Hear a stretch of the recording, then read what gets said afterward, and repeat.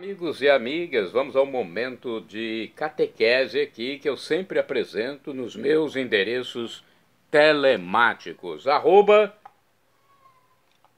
Paulo Roberto Maciel 6 no Instagram. Ou no YouTube, Paulo Roberto Maciel, Maciel 7919. Eu pesquisei no site Felipe Rinaldo Queiroz de Aquino, do professor Felipe, que tem mais de 100 livros e é um grande instrutor para os assuntos da Igreja Católica. Catequese, então, sobre vários assuntos. Arrependimento. Olha, existem a atrição e a contrição, segundo a explicação do professor Felipe. A atrição é o arrependimento por medo do castigo, enquanto a contrição é o arrependimento por ter ofendido ou magoado a Deus. Ambos os arrependimentos são valorizados pela Igreja, mas a contrição tem maior importância. Evangelhos. São Mateus escreveu seu evangelho na Terra Santa, destinado aos seus patrícios, os judeus. Você sabia dessa curiosidade? Foi por volta do ano 50 depois de Cristo.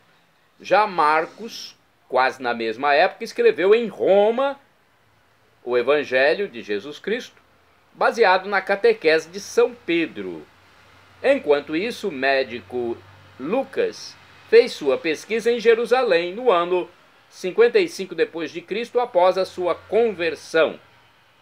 Lucas, então, era médico grego e foi levado para o cristianismo pelo apóstolo São Paulo, o apóstolo dos gentios. A historicidade dos evangelhos é confirmada pela Igreja Católica Apostólica Romana. Isto quer dizer que o Cristo da história é o mesmo Cristo da fé.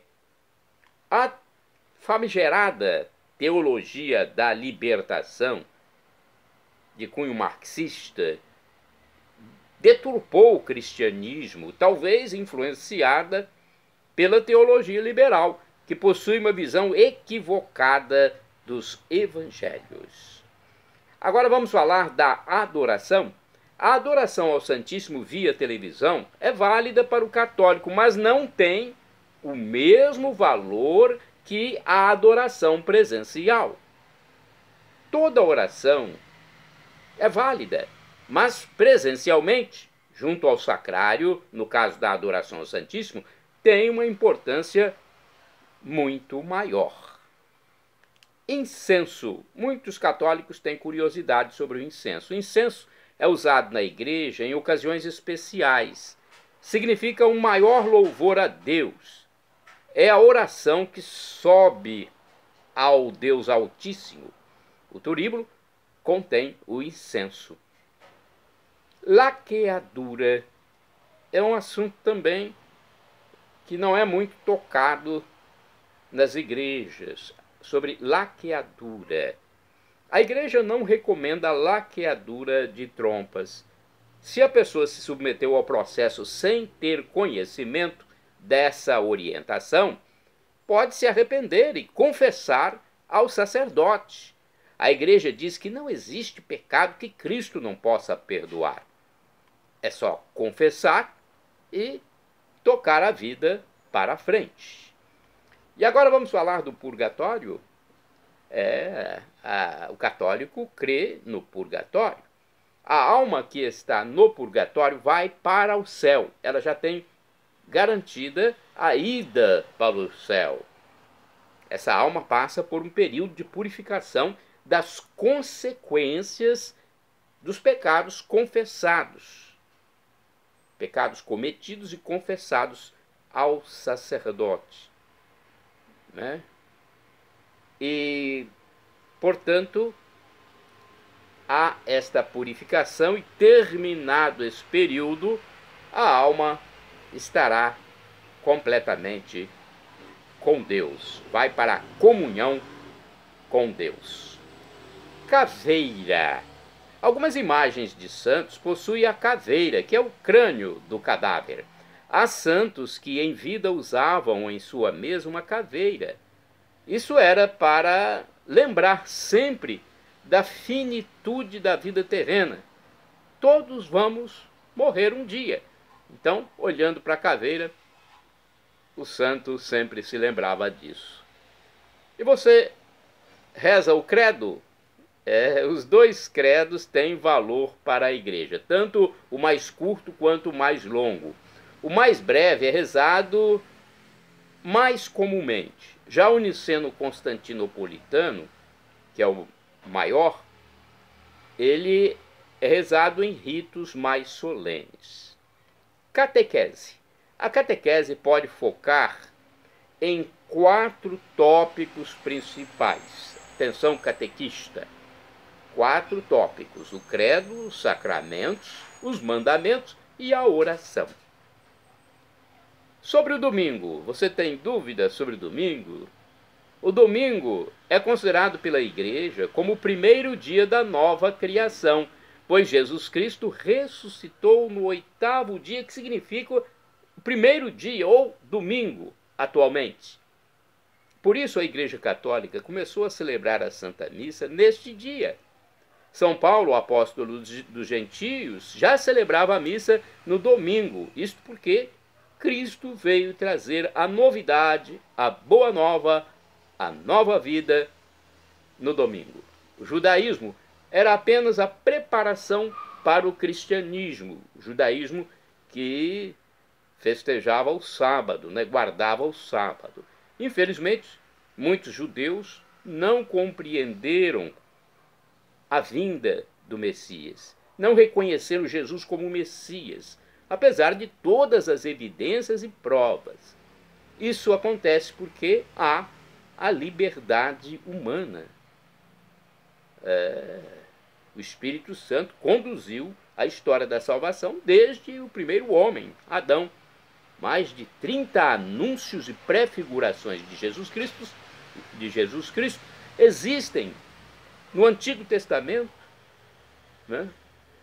revelando a vinda do Messias Jesus Cristo. E estes anúncios e prefigurações foram transmitidos pelos profetas. E você faz a obra de Deus e também reza? Porque as duas são importantes. As boas obras contribuem para a salvação eterna, mas não são tudo. É preciso de fé também. O centurião romano Cornélio era um pagão e teve o privilégio de receber a visita de São Pedro em sua casa. Isso porque era um homem caridoso e tinha fé. Ele foi agraciado com uma visão extraordinária e, ao receber o apóstolo São Pedro, foi batizado junto com toda a família. Isso quer dizer que Deus leva em conta as boas obras, mas é preciso ter fé. Indulgência. O católico pode rezar pedindo a indulgência, a purificação dos pecados para qualquer pessoa que morreu. A oração deve ser feita porque somente Deus sabe se a alma está no purgatório ou não. A igreja não arrisca afirmar que determinada alma está no inferno. Agora tem uma curiosidade aqui sobre lobisomem. Lobisomem não existe. A ciência e a igreja dizem que não existe lobisomem, um ser misto de lobo e homem. Quem diz ter visto uma criatura assim pode ter presenciado algo natural. Pode ter sido o boi-tatá, por exemplo. São ossos, carcaça de bovinos mortos há muito tempo, que exalam gases. Essa espécie de fósforo branco entra em contato com o ar e incendeia. Ou seja, há uma combustão natural em noites quentes e o resultado parece ser um bicho, um lobisomem. Agora, pode sim haver algo sobrenatural, conforme a própria parapsicologia admite. Mas o lobisomem é uma ilusão, uma fantasia das pessoas.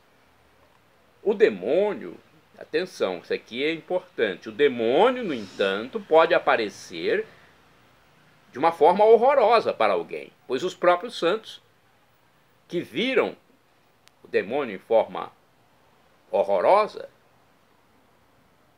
né, eles fazem esse relato. Trapistas. Você conhece, já viu falar sobre os trapistas?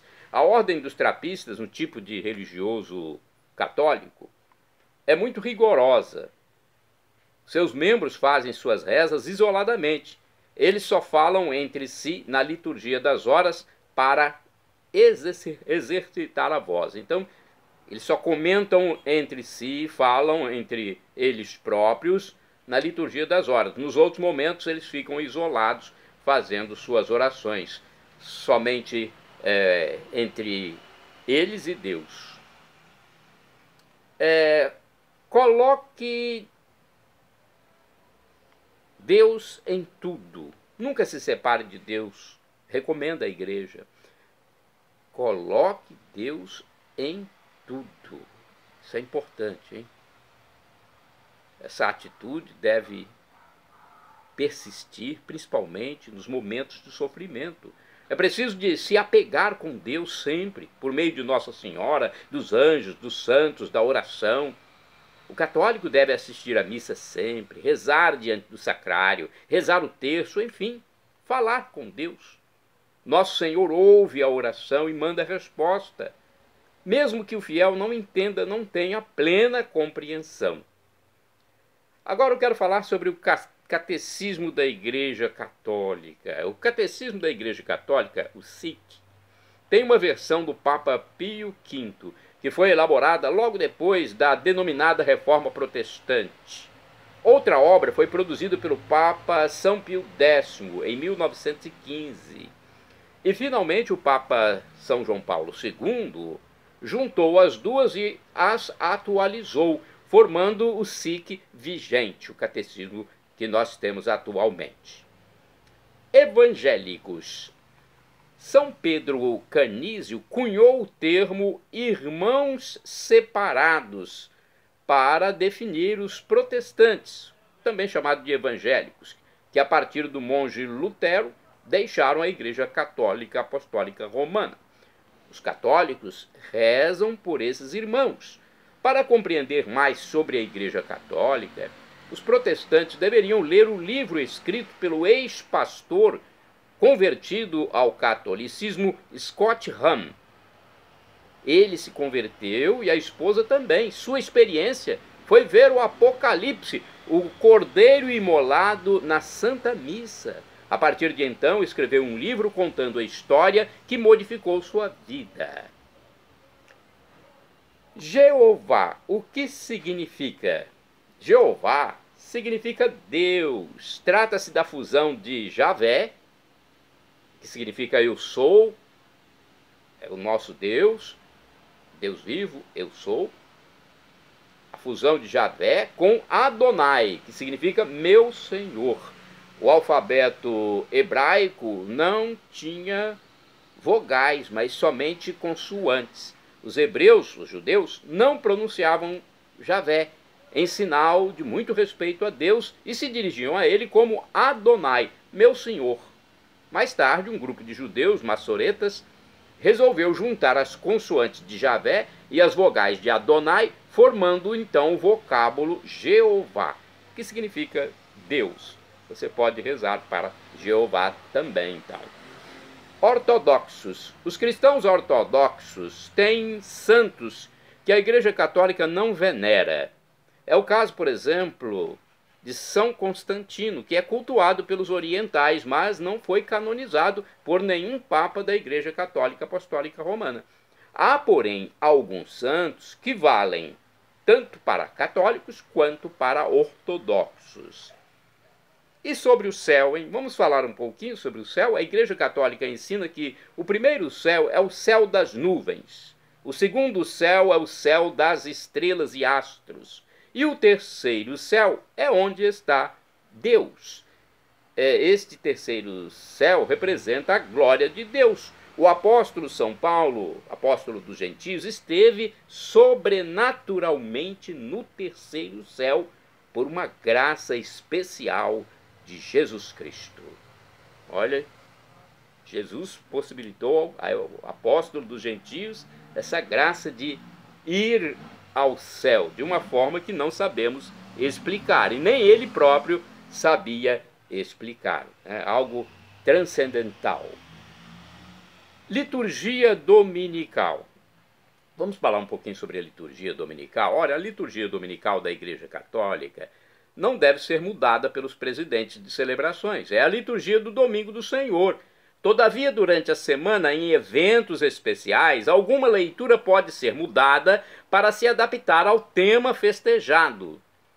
O dicastério, que é um órgão do Vaticano, trata da questão que diz respeito à liturgia.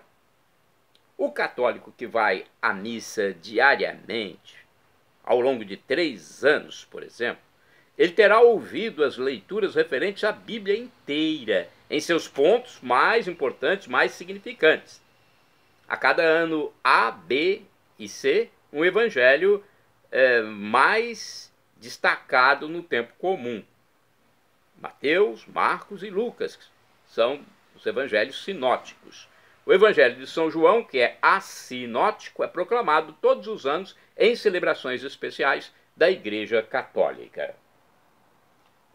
Shalom Adonai é uma expressão hebraica que significa a paz de Deus, é o que eu desejo para todos vocês. El Shaddai, também do hebraico, significa Deus onipotente, Deus todo-poderoso, ele proverá aquilo que você deseja, se for para o seu bem. O professor e escritor Felipe Rinaldo Queiroz de Aquino, em seu canal no YouTube, diz que Deus pode nos dar uma dessas 3 respostas quando suplicamos algo. Sim, não ou espere. Então, quando você pedir a Deus alguma coisa, mesmo que ele responda não, aceite, acate, porque você está lidando com o Criador de tudo, o Criador do universo, o nosso Criador. Shalom Adonai, um abraço! Acesse @PauloRobertoMaciel, Maciel 7919, @PauloRobertoMaciel 6/, repórterpaulomaciel.blogspot.com.